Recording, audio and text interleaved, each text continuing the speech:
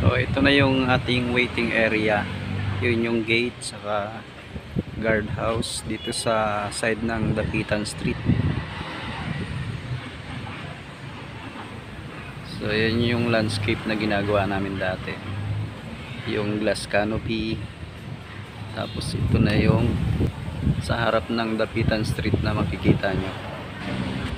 Garden sa front ng Dapitan side. Ito naman yung football field.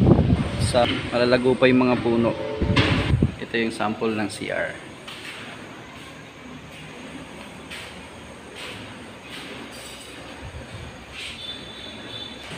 Ito yung gate sa Casanyas. Ito yung sample ng parking.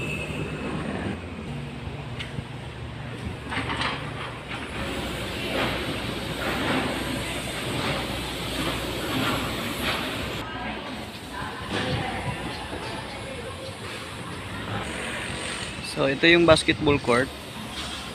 Yun yung flagpole. Yan sa tabi ng puno.